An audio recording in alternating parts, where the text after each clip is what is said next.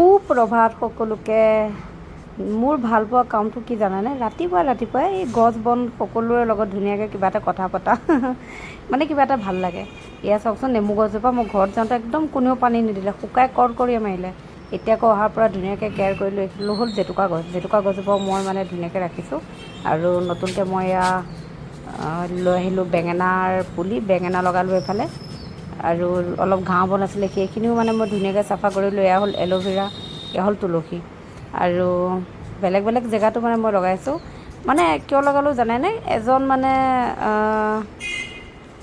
গুৰুৱে ক'লে বোলে যেতিয়াই হাজবেণ্ডৰ লগত কাজিয়া হয় সদায় এজোপাকৈ গছ ৰুবা। এতিয়া এজোপা কৰি ইমানে গছ ৰুলোঁ, বৰ্তমান মই এখন বাগানৰ মালিক হৈ গ'লোঁ নহয় জানো। ইয়াত চাওকচোন, নৰসিংহ গছজোপা বৰ জপজপকৈ হৈছে। এইপিনে ভেন্দি আছে, ইয়াত আকৌ কালি বিলাহীৰ পুলি লগালোঁ। তাৰপিছত ল'লোঁ মধুৰিআমৰ গছ।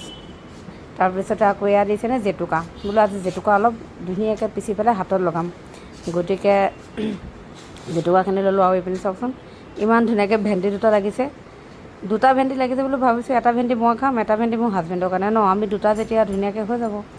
আৰু এয়া অলপ জেতুকা গছ মানে পাতখিনি কাটি ল'লোঁ, ডালখিনি, আৰু অলপ ধুনীয়াকৈ বান্ধি দিলোঁ তাঁৰ এডাল দি। গোটেইখিনি মানে ফেলি গৈছিলে।